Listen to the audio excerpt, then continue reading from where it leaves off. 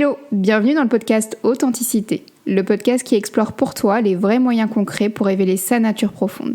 Celle où on se voit intègre, celle où on se sent juste, celle où ça sonne vrai. Bonjour, bienvenue sur le podcast Authenticité. Je suis à la fois stressée et ravie de vous retrouver ici après plusieurs mois d'absence. Je suis en compagnie de Mac, que j'ai découvert dans un sommet en ligne d'Aurélie. Aurélie Herbert, où Mac, tu présentais la pratique de l'honnêteté radicale.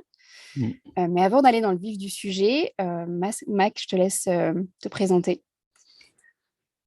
Merci Mylène. Alors, je m'appelle Mac, je suis un formateur d'honnêteté radicale depuis 2017. Je propose des ateliers et du coaching de l'honnêteté radicale. Et bon, je me demande s'il y a quelque chose en particulier que tu veux savoir de moi.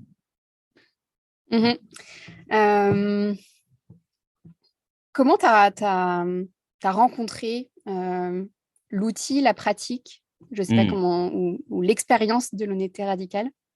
Ouais, je l'appelle une pratique. Pour moi, personnellement, c'est une pratique que je fais de manière habituelle.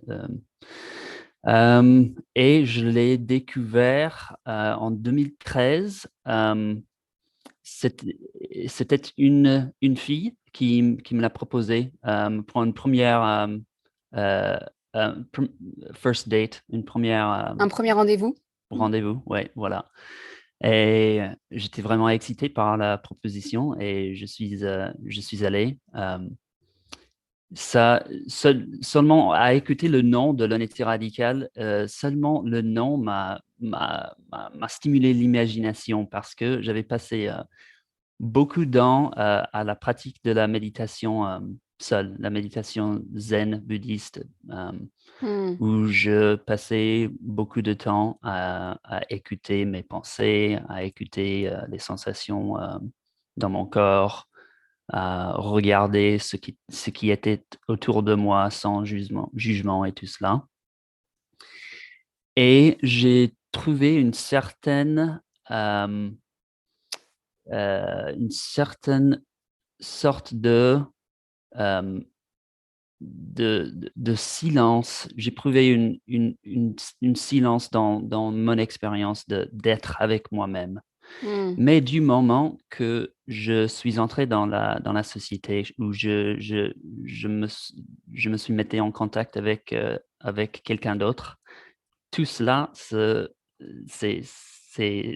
l'ai perdu. J'ai perdu tout le paix que j'avais quand j'étais avec moi-même, seul.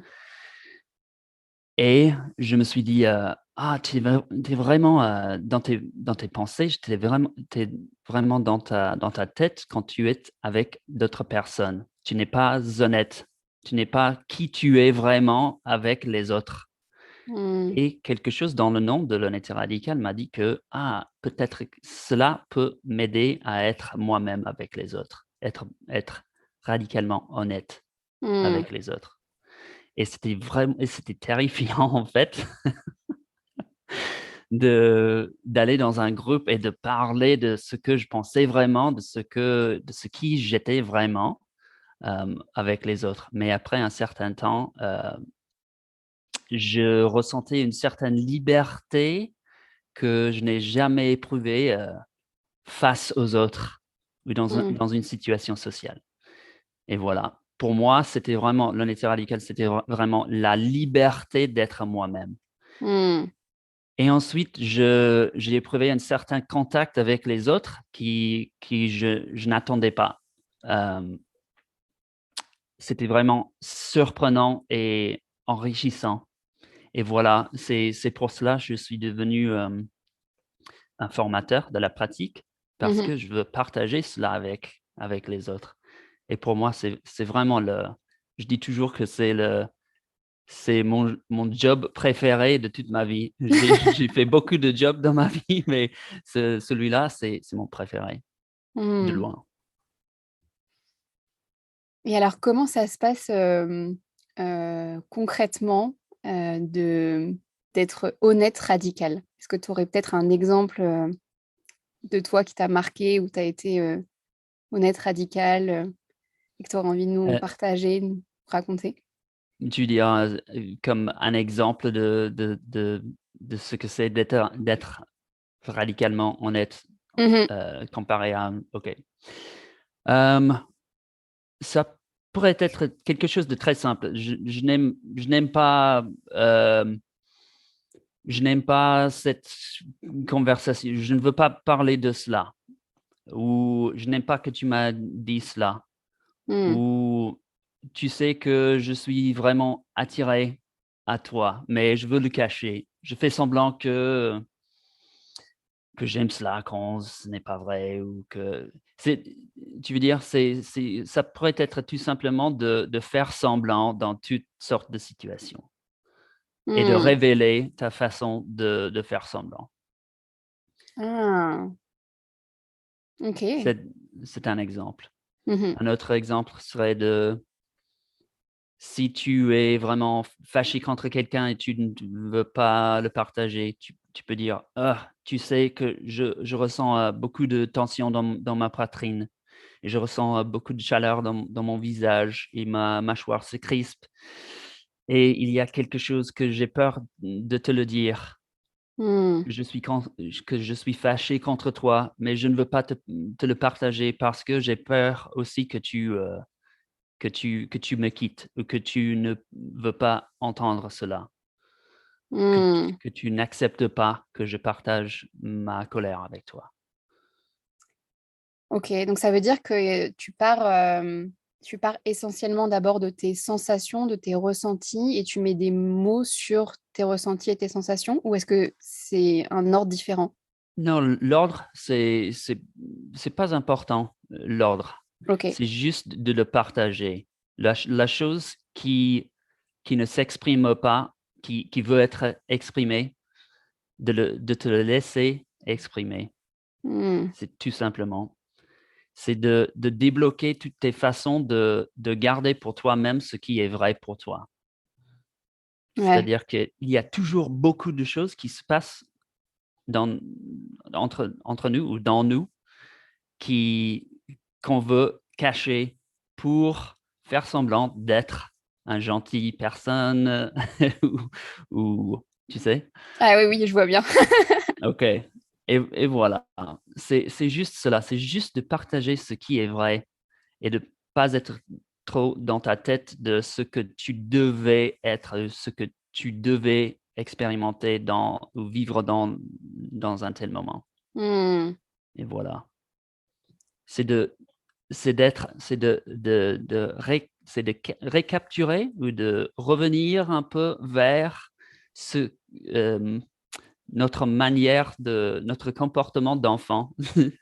Tu sais? Hmm. Quand les enfants expriment tout, C'est quand vrai ils ça. ont Hmm. quand ils ont, quand ils ressentent de la joie, ils l'expriment. Quand ils ressentent de la colère, ils l'expriment et ça passe très vite et d'un moment à un autre, ils peuvent être, joyeux ou et le prochain moment en colère et ils peuvent revenir à la joie dans 2 3 minutes. C'est juste comme ça, c'est très vite. Hmm. Et il Mais l'exprime de manière spontanée, sans réfléchir à comment ouais, l'exprimer. Il l'exprime ouais, juste, quoi. Mhm. ouais, exactement et c'est un peu une manière de récapturer la capacité de passer à une émotion à une autre de cette façon. Hmm. Parce que nous, les adultes, très bien éduqués, on ne ressent pas des émotions fortes. On est toujours comme très très bien, put together, comme pas, rien nous perturbe, tu Mhm. sais? Ou on fait semblant que rien nous perturbe Ouais, quand ce n'est on fait pas semblant. Mhm. ouais, exact et c'est pas vrai, mais voilà. Hmm. C'est un peu Ouais, cela. et en fait, en t'écoutant, je me disais que finalement, pour moi, c'est plutôt très facile, parce que du coup, depuis que je vous ai écouté, enfin, je t'ai écouté sur le sommet en ligne d'Aurélie, et j'ai essayé de mettre en place ça et de pratiquer ça dans ma vie. Mmh. Et en fait, je me rends compte que ce qui a été depuis que je pratique ça. C'est facile finalement d'exprimer pour moi la joie, Hmm. l'enthousiasme, mais tout Ouais. ce qui va être les autres émotions, tu vois, celles Ah, qu'on dit ouais, négatives ou qu'on juge, là, c'est beaucoup plus difficile. ouais, carrément. Et ça me demande mais un courage. Je sens ouais, dans mon corps que ça panique en mode oh, comment je vais le dire, qu'est-ce que je vais faire, qu'est-ce que tu vois, je sens tout un brouhaha dans Ah, mon être en mode mais ouais, comment trouver le courage, tu vois, il y a ce truc de ok, je ressens, donc il y a déjà cette étape-là de ressentir l'émotion, et mhm, après il y a ce truc de bah, comment je fais pour avoir le courage d'être honnête radical, c'est-à-dire donc il y a à la fois d'être honnête ouais, avec soi-même et honnête avec ah, l'autre en face. Tu vois, c'est plus facile, honnête avec moi-même et me dire ce qui se passe, ça je sais très bien faire. Mais dès qu'il y a une ah, personne en face de moi, il y a un ah. espèce de... Ouais, c'est vraiment plus difficile pour moi, ça me demande beaucoup de courage, quoi. Non, c'est génial. En fait, en prenant cet exemple-là, tu peux tout simplement dire que, tu sais quoi, je veux prendre une pause. Il y a tellement de choses qui se passent maintenant pour moi. Il y a un tel brouhaha dans mon esprit et je cherche vraiment le courage de partager quelque chose avec toi et je ne veux pas, mais je me dis que je veux ou je devrais partager cela avec toi. Et Hmm. voilà, tu es, tu es entré déjà dans une conversation radicalement honnête. Ah mais ouais, oui c'est vrai, oui, dit comme ça, ouais, c'est clair. Oui, tu décris tout simplement ce qui se passe avec toi maintenant. Et on se bloque parfois en pensant de la chose qui doit être exprimée et on dépasse le processus de penser à ce que devrait être exprimé. Ouais, Et ouais, on, c'est et vrai. on peut partager tout simplement le processus de penser à oh, devrais-je partager cela? Est-ce que j'ai le courage de le partager? Oh, ça va être un désastre, tu vois? Et tu peux Mhm. pas, tout cela, tu peux partager aussi. Mhm. Comment tu fais ou qu'est-ce que toi comment tu l'as expérimenté ça quand tu as peur de blesser la personne en face de toi Ouais, en étant honnête radical, tu vois ouais, tu peux partager cela aussi. J'ai Hmm. peur de te blesser. J'ai quelque chose à te dire et j'ai peur de te le dire parce que j'ai peur que ça va te blesser. Et Hmm. je veux pas te blesser. Et en fait, normalement, si tu veux blesser quelqu'un d'autre, tu as peur pour ton propre expérience aussi. Je n'ai J'ai peur que, en te voyant blessé par ce que je dis, je vais penser que j'ai fait quelque chose de mal, je suis une mauvaise personne ou je sais pas. Hmm. On peut toujours revenir à bon, je vais revenir en arrière un peu. La pratique de l'honnêteté radicale, c'est tout d'abord, c'est une pratique de la conscience. C'est d'être à tout moment être un peu plus conscient de ce qui se passe dans ton propre expérience, dans ton propre vécu Mhm. et de tout simplement partager cela directement, simplement, sans filtre avec les autres. Et comme on a déjà dit, tu peux être conscient de ce qui se passe dans ton corps, c'est-à-dire les sensations physiques que tu peux ressentir à tout moment. Mhm. Tu peux être conscient de ce qui se passe autour de toi, c'est-à-dire ce que tu vois et ce que tu entends, ou ce que tu écoutes dans l'environnement autour Mhm. de toi. Tu peux être conscient aussi de ce qui se passe dans ton mental, c'est-à-dire de tes pensées, de tes images, les machinations de ton mental. Mhm. Tu peux être conscient de tout cela et tu peux partager tout cela. Oh, j'ai remarqué une pensée. Oh, j'ai remarqué une peur. Je ressens cette sensation dans ma poitrine. Je vois ton visage. Mhm. Ouais, finalement, c'est une bonne, c'est une bonne première étape. On n'est pas tout de suite obligé d'aborder des choses qui sont Parce que c'est marrant parce que moi, la première fois que j'ai entendu cette interview, cette pratique, je suis partie direct sur le truc où il fallait absolument que je vienne être honnête radicale sur des choses que je m'empêchais de dire Hmm. avant ou de partager, de communiquer avant. Mais Hmm. finalement, on peut, parce que des fois, juste être au contact de ses ressentis corporels, ça peut être pas facile, ça peut être effrayant, Mhm. déjà ça. Donc, ça peut être déjà une bonne première étape et une bonne expérimentation de cette pratique, de juste dire, bah tiens, là, je suis en train de voir une pièce devant moi. Qu'est-ce qui est? Je remarque que dans cette pièce, il y a telle chose, j'entends telle Mhm. chose. Je remarque qu'il y a des oiseaux qui sont en train de faire du bruit à la fenêtre ou dans laquelle la pièce je suis. Et donc après, de petit à petit, de aussi venir à l'intérieur de son corps et de se dire, bah tiens, quelle pensée j'ai, qu'est-ce que je ressens. Et après, d'aller de plus en plus profondément dans la pratique de l'honnêteté radicale et donc de venir même communiquer cette honnêteté à une autre personne.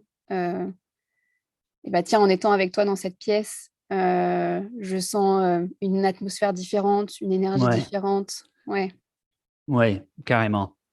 On est la plupart d'entre nous sont complètement perdus dans nos pensées la plupart du temps. Mhm. Et la pratique, c'est un peu de tourner l'attention envers les autres aspects de nos expériences, c'est-à-dire pas seulement dans le mental, mais aussi dans le monde autour de nous, dans ce qui se passe dans le corps.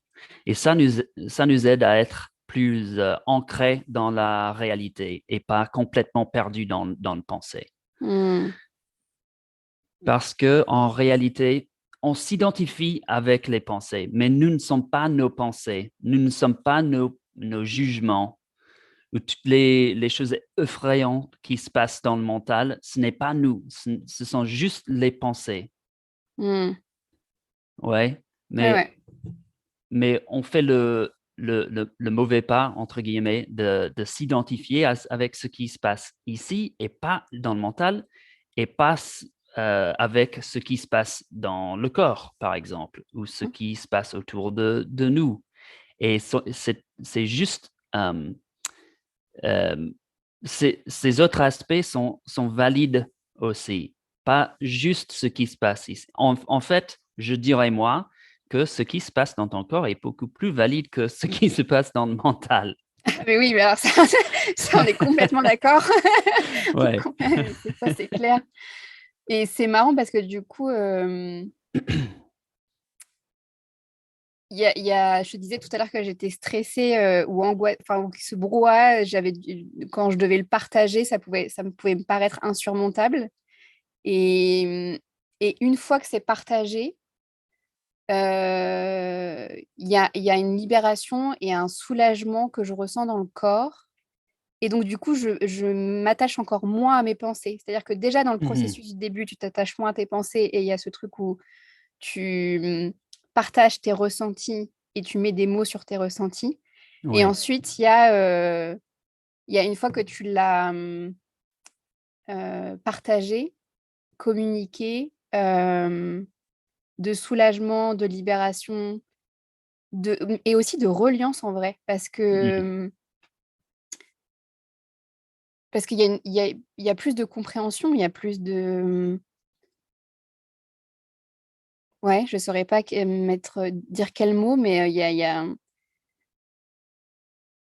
ouais, il y a une certaine reliance, une certaine compréhension euh, de part et d'autre. Mhm. Ouais. Et je voulais dire aussi que tu as dit plusieurs fois cette idée d'une remontée d'une certaine sensation ou d'une certaine émotion juste avant du parler de la vérité. Et après, il y a une soulagement. Mhm. C'est exactement ce qu'on cherche avec l'honnêteté radicale. Mhm.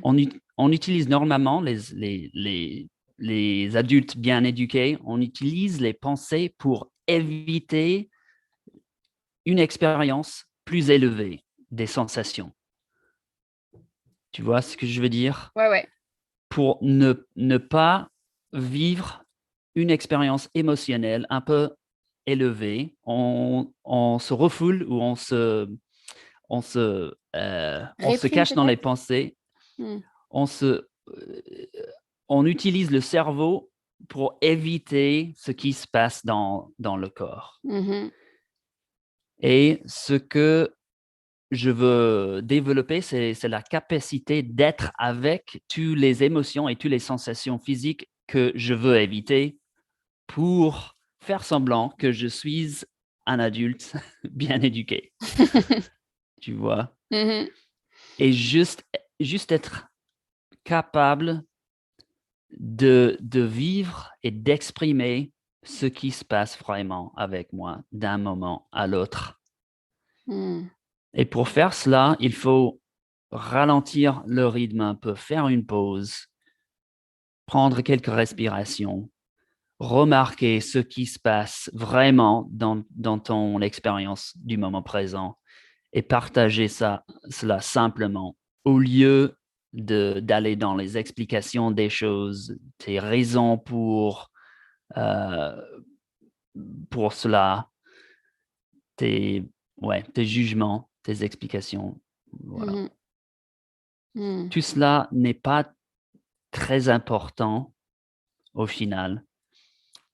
Ce qui est vraiment important, c'est la connexion que j'ai avec moi-même, la connexion que j'ai avec toi, que je suis en face de toi.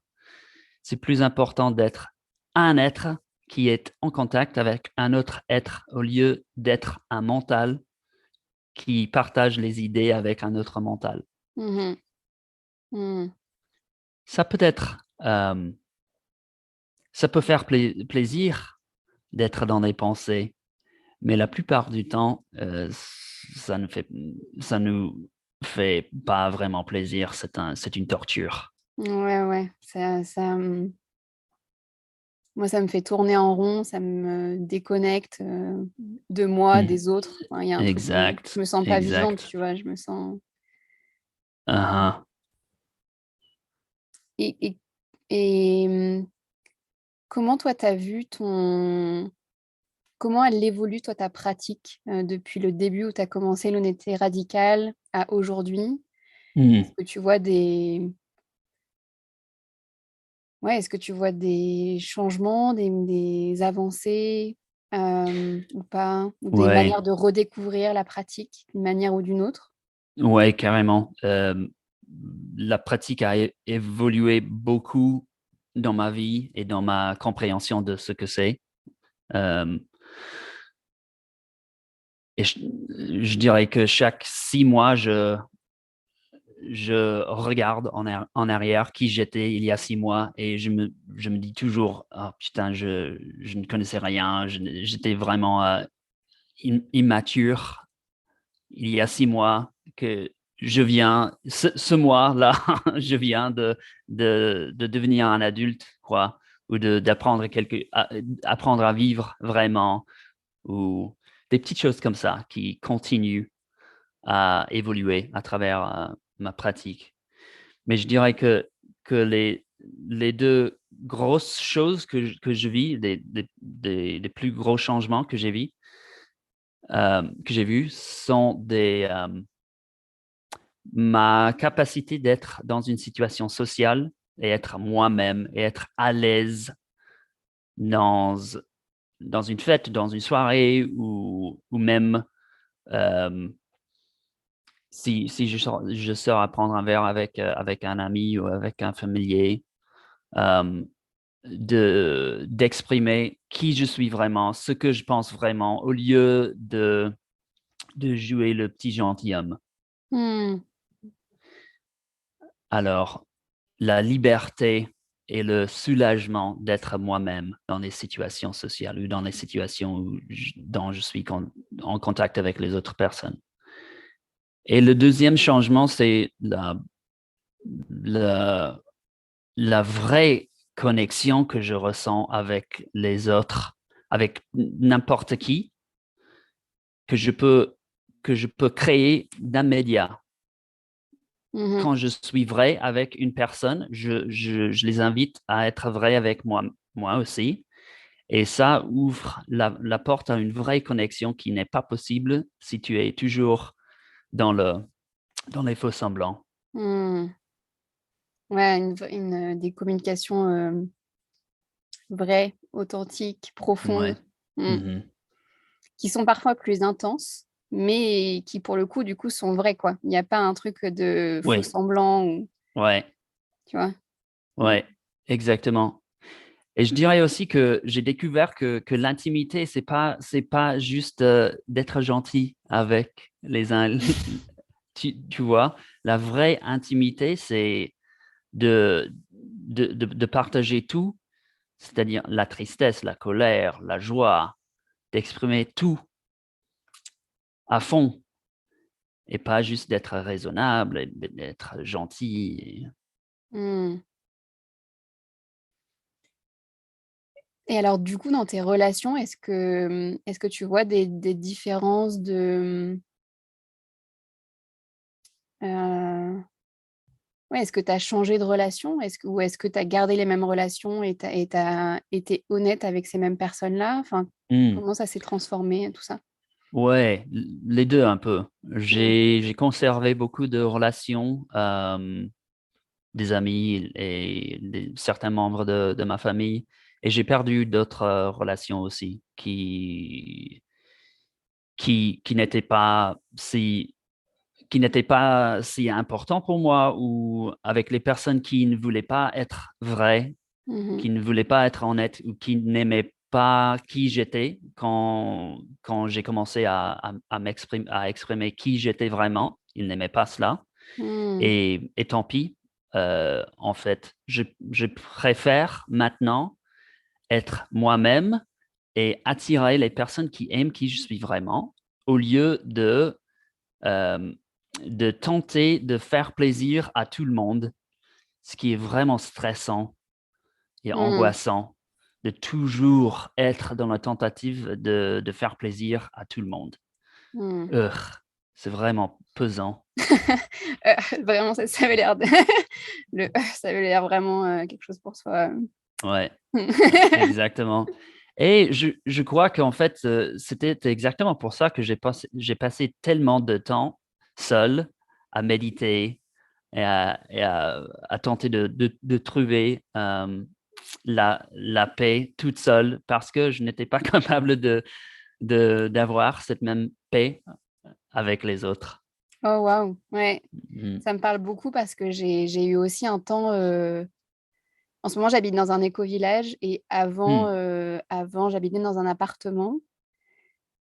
Et il y a eu un moment donné où j'arrivais plus du tout à sortir, j'arrivais plus du tout à rentrer en connexion avec d'autres personnes parce que j'étais, ça me fatiguait en fait, ça me fatiguait beaucoup je pense, d'être quelqu'un que j'étais pas, ou en tout cas que j'étais plus, parce qu'il y a des activités ou des sorties ou des choses qui me plaisaient avant et qui à un moment donné me plaisaient plus, mais que j'osais pas arrêter. Et du coup, le fait de me retrouver toute seule et de faire juste les choses que j'avais envie avec moi-même, c'était euh, plus facile, plus détendant, plus relaxant. Mm. Et c'est qu'après, mais je dirais bien 2, 3 ans, que j'ai réussi après de nouveau à me réouvrir réellement, tu vois, et à être capable d'habiter dans un éco-village. Donc ça Mhm. veut dire avec un collectif au quotidien. Euh, ouais, donc ça me parle Ouais, beaucoup. ouais, Mm. carrément. J'ai un Euh, peu, j'ai un peu la même expérience. J'ai habité, bon, c'est pas un éco-village, mais c'est un centre de retraite au Costa Rica, et j'y habite depuis 2017. Et il y a une petite communauté de bénévolat et de personnes qui vivent là. Et, et j'ai découvert après un certain temps que bon, j'ai appris à prendre le temps nécessaire pour moi d'être seul, et d'être avec les autres quand je voulais être avec les autres, au lieu mm, de tout simplement euh, tenter de toujours être social, ou de toujours vouloir être avec les autres et partager ouvertement avec les autres. C'est important aussi de trouver le temps pour soi-même. Mhm. C'est-à-dire que on n'a pas cette idée qu'il faut toujours être honnête, il faut toujours être en contact avec les autres, il faut toujours tourner l'énergie ou l'attention vers l'extérieur. Mhm. C'est aussi important de prendre le temps de tourner l'intention à l'intérieur et d'être avec soi-même. Mhm. Mais pour moi, l'important, c'est de connaître la différence et de pouvoir dire que non, je ne veux pas être avec toi ou avec vous. Maintenant, je vais prendre un temps pour moi-même. Mhm. Et euh, être reconnaissant du moment où je veux être avec les autres et de pouvoir être moi-même dans ces instances, dans ces moments-là. Mhm.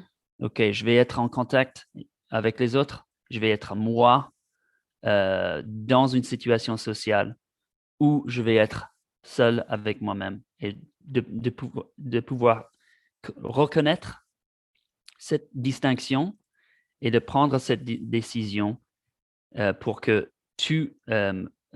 pour que ces deux choix peuvent être nourrissants ou enrichissants pour moi au lieu Mhm. d'être perdu dans le hein, devrais-je sortir avec mes amis maintenant ou pas, tu Mhm. vois? Ouais, hier soir, il y avait un atelier danse ici et je me rends compte que si je prends pas du temps pour moi, j'ai du mal à danser ma propre danse, donc Mmh. danser, à ma manière, à mon rythme et je vais Mmh. plutôt du coup danser de la même manière que les autres. Mmh. Alors que quand j'ai pris du temps pour moi et ben j'arrive en même temps à être dans ma propre danse, dans mon propre rythme, tout en adorant voir les autres danser leur propre danse, tu vois? Enfin, du coup, il y a au-delà de la danse, il y a la métaphore de, d'être soi, dans son Mmh. propre rythme, dans son propre corps, dans son propre mouvement, avec les autres et plus je prends du temps, plus je m'accorde et je m'autorise du temps avec moi-même, plus j'arrive à au moment d'être en collectif, à être à la fois avec les autres et avec moi. Mmh. Alors que sinon, je me sens très vite happée par, l'extérieur, le collectif. Ouais, Ouais. ouais, Mmh ouais, génial. Mmh. Il y a une chose qui me plaît, beaucoup et qui fait que je voulais vraiment t'interviewer, pour être tout à fait honnête, c'est que tu sois un homme. Ah bon? Ouais, Et pourquoi? parce que alors je c'est peut-être ma propre vision, mais, ici en France, il y a, Heu, quand tu proposes des choses dans le développement personnel ou Mmh. spirituel, la ou même les personnes qui sont en thérapie, en accompagnement, la plupart des personnes sont des femmes Mmh. et il y a aussi ce truc d'amener de l'énergie, enfin de pas d'amener, de refaire confiance à son énergie féminine, qu'on soit un Mmh. homme ou une femme, qui pour moi est quelque chose sur lequel je m'engage dans ce podcast, tu vois? Il y a un Mmh. truc où j'ai vraiment envie de pouvoir montrer aussi que à tout le monde, que ce qu'on soit homme, femme, transgenre, LGBT+, ou non genré, que c'est possible en fait de venir, redécouvrir, ressentir, refaire confiance à son énergie féminine. Donc là, dans l'honnêteté radicale, il y a ce truc d'être connecté à ses ressentis Mmh. et du coup, ma question là-dedans, c'est comment toi tu as expérimenté et comment tu expérimentes aujourd'hui cette reconnexion à ton féminin? Est-ce que tu as eu l'impression que c'était facile ou Mmh. pas? Ou normé ou con Bon, tu sais, je n'avais pas eu en tête cette idée que, être avec ses émotions, c'était une chose féminine. mmh, Certainement que c'est vu comme cela, mais pour moi, ce n'est je n'ai Je n'ai jamais pensé comme cela. Et c'est peut-être parce que j'ai toujours été une personne très émotionnelle, je ne sais pas. Hmm. Euh, mais je crois que pour moi, euh, il était, il était toujours facile d'être avec mes émotions. Ce n'est pas à dire que c'était un plaisir d'être avec mes émotions, mais ce n'était pas exactement un choix pour moi Hmm. d'être conscient de mes émotions. Peut-être que je suis un homme qui est plutôt émotionnel, je ne sais pas. Mais pour moi, perso, ce n'était pas très difficile. Hmm. Le difficile pour moi, c'était d'exprimer quand j'éprouvais des émotions ou que j'ai vécu une situation qui n'était pas autorisée par la société en général. C'est-à-dire d'être triste, d'être un homme qui était triste ou qui était insécure Mhm. ou pas à l'aise dans sa peau et tout cela, de ne pas vivre, de ne pas euh, accomplir les attentes De complaire, de répondre aux attentes. de répondre aux attentes de l'idée d'un homme, Hmm. tu vois. Ça, c'était difficile. Et ouais, la pratique d'être plus honnête m'a beaucoup aidé à être plus à l'aise, à exprimer que je suis triste ou que j'ai honte de quelque chose ou que de pleurer devant les autres, de Hmm. partager la peur, toutes les choses qu'un homme ne devrait pas euh, ressentir et partager. Hmm. Hmm. Et dans les personnes que tu accueilles, dans les ateliers que tu proposes, Mhm. est-ce que tu ressens aussi ça chez les hommes ou les femmes même, de cette manière de communiquer au-delà de ce qu'on attend de nous? Ouais, la grosse partie du travail, c'est d'aider aux gens de partager les choses qui sont difficiles pour eux de partager. Et je crois que tu as raison que pour beaucoup d'hommes, c'est difficile de partager certaines émotions ou même d'être conscient de ces émotions. Mais c'est vrai aussi pour les femmes. Il y a plein de femmes qui sont complètement perdues dans la tête et dans les Hmm. pensées et pas du tout connectées avec le corps et avec les émotions. Et les émotions s'expriment dans le comportement d'une personne ou dans le ton de voix d'une personne ou dans Mhm. les pensées d'une personne, même s'ils ne sont pas conscients de ce qu'ils éprouvent dans le moment présent. Mais, et une grosse partie du travail, c'est de tourner l'attention de la personne envers les choses dont ils ne sont pas conscients. Hmm. Et pour les ateliers, c'est possible que les personnes qui sont attirées aux ateliers ne représentent pas euh, la, les personnes en général. Hmm. Tu sais ce que je veux dire? Un secte particulier qui sont attirés à venir à faire ce travail. Hmm. Ah oui, oui, c'est pas, ça représente pas toute la population, c'est un Et, échantillon. exact, Hmm. exact. Hmm. Un échantillon qui est déjà prêt ou qui fait déjà ce travail, peut-être. Ouais, Hmm. ou qui s'intéresse à ce genre de travail pour telle ou telle raison. Hmm. Ok. Mais Bon. je suis vraiment intéressé par ces différences entre les hommes et les femmes et la masculinité et la fémininité et tout cela. Mais je veux prendre tout cela à la légère Mhm. parce que on ne sait pas vraiment. Oui, c'est une chose beaucoup plus complexe Exact. que juste blanc ou noir ou Ouais, bien ou mal ou ouais, féminin, masculin, homme, ouais, femme. exact, Mhm. exact.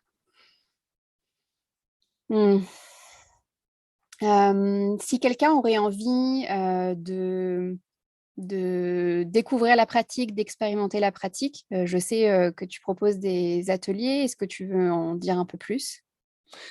Oui, carrément. En fait, je suis pas préparé pour te partager cela. J'ai un, si tu me donnes un Oui, petit oui, oui. instant, je peux trouver le prochain atelier qui aura lieu à Paris. Euh, c'est en mois de mai. On propose un week-end. C'est un atelier de week-end. Ça commence un vendredi soir et on travaille toute la journée du samedi et de dimanche. Mhm. Le prochain serait à Paris le 13 au 15 mai. Ok, 13 et 15 mai. Ok. Et je Ouais, sais aussi que du coup, pour avoir participé, que vous faites aussi des ateliers en ligne oui, le mercredi soir, chaque oui. semaine, Tous les 2 semaines. toutes les 2 semaines. Ok. Toutes les 2 semaines. Ouais, Hmm. ouais, Ok. Je mettrai exact. les liens dans la description si vous voulez aller plus loin. Est-ce qu'il y aurait quelque chose que tu aurais envie de partager, de venir compléter, d'ajouter avant de clôturer cette interview? Rien ne me vient à l'esprit pour l'instant. Ok. Eh ben, merci beaucoup. Merci à toi. J'ai Ouais. beaucoup aimé. Hmm. Merci. Et je vous laisse vraiment aller découvrir. Pour le coup, de mon côté, je suis allée expérimenter un atelier du mercredi soir en ligne et c'était vraiment intéressant. Intéressant sur plein de points, de ma propre expérience et aussi de voir l'expérience des autres. Ça me permet de voir en effet miroir là où on en est dans sa pratique de l'écoute de ses ressentis, du partage de ses ressentis. Et puis, ce qui a été très fort pour moi aussi, c'était de voir qu'il y avait beaucoup de fun, en fait, pendant cette soirée-là. Hmm. C'était très drôle, en même temps très guidé et en même temps très Ouais, drôle. Hem, Parce qu'il y a ce oui. truc ouais, On on de on n'a pas de beaucoup parlé de cela, mais ouais, il s'agit de ne pas prendre la vie trop au sérieux mmh, aussi. C'est de redécouvrir la joie de vivre. C'est mais oui, vraiment cela. Encore une fois, comme un enfant. mmh.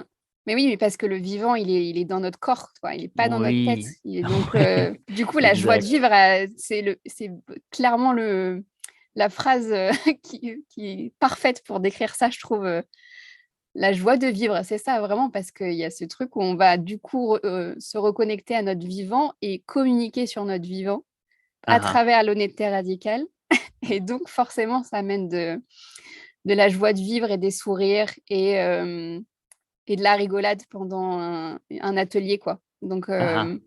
je vous invite vraiment à aller découvrir ça si ça vous parle, si ça vous appelle.